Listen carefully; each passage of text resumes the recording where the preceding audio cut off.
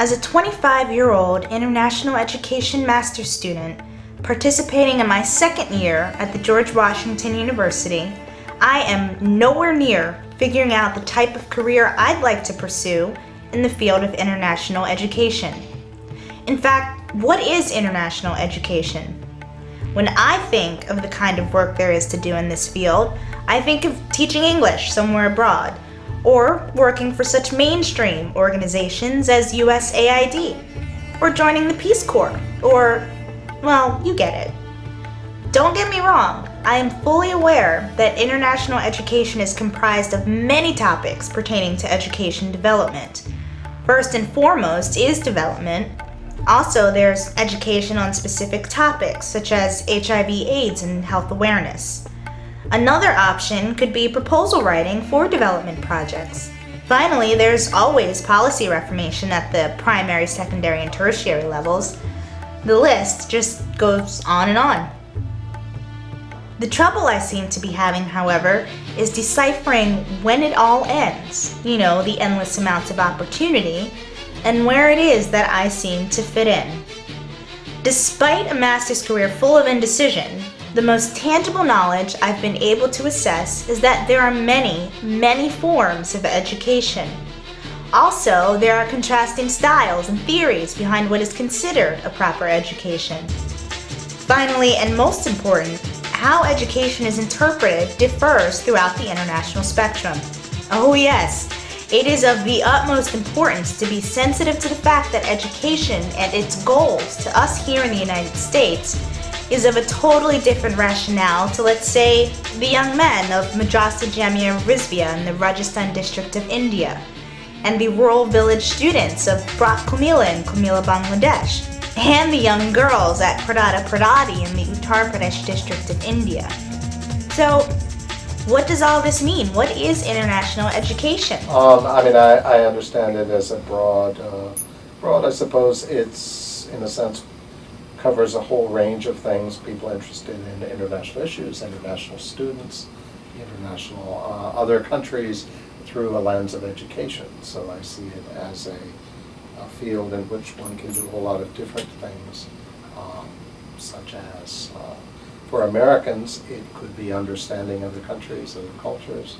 It could be working overseas, either as in a sense directly as a teacher or administrator, or it could be working for an organization in various forms of policy or development as common form, working on development projects in poor countries, Africa, Latin America, South Asia, and such.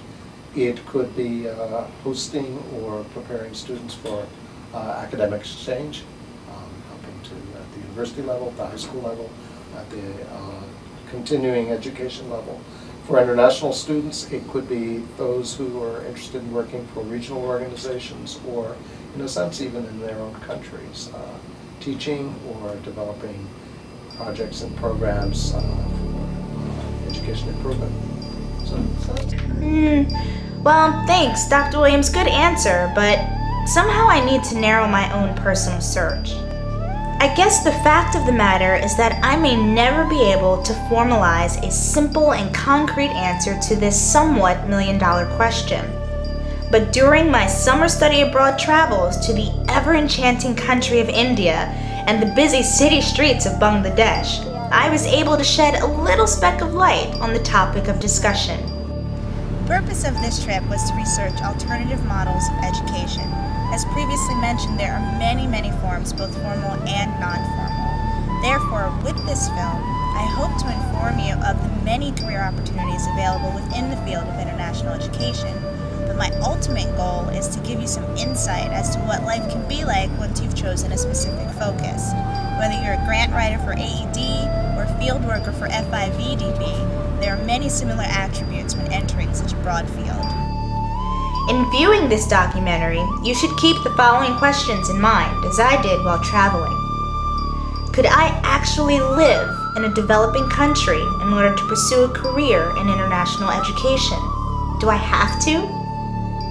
What are some of the conditions that must be in place in order for me to enter this field? Are my standards of proper education based on US standards? Are those standards realistic and applicable overseas? Do I have any bias or prejudice against certain kinds of education, such as private, religious, or community-based? If so, are they legitimate? Where do these biases come from? How do I get my foot in the door? Do I have to join the Peace Corps first? How do I gain experience in international education? Could I stomach the amount of discrimination and other obstacles that exist while trying to make a difference? I hope to share with you some of the various realities that play a part in your role as someone who is passionate about international education development. My first stop was in Dhaka, the capital of Bangladesh. I felt at ease here in this busy city, all the shopping, traffic, and chaos. It was surprisingly easy for me to adapt. Our tour guide over the first 2 weeks was a 29-year-old American woman from Atlanta, Georgia named Leela Lance. Leela worked for Relief International, a nonprofit organization based out of Los Angeles, California. Actually, at Relief International, it has two main programs. One is teaching, putting computer labs into secondary schools, right, or supporting existing computer labs in secondary schools. Okay. And teaching students, teachers, the community computer internet skills. Okay. For education purposes, for professional purposes, all around. Okay. And the other program that it does is exchange programs. It has teacher exchanges and student exchanges. And that's primarily what you do right now? That's exactly what I do. That's exactly what you do right now. Okay. And how long have you been with Relief? A year last month. Oh, and by the way, Leela has lived in Bangladesh for the past 6 years. One of the first stops on our itinerary was to the village of Kumila, where we were able to visit a primary school that had been erected by the Brock Institute for Education Development, another nonprofit institution in Bangladesh. There were about 30 students in all, and they were full of energy, ready to entertain us Americans with games from the West. Dressed in their Sunday's best, they knew Americans were coming to see their school. In fact, so did the entire village. Once we arrived, we took our shoes off and lined them up outside the schoolhouse in a neat circular position. As we walked into this quote-unquote classroom, the children stood up to welcome us. We shall overcome someday.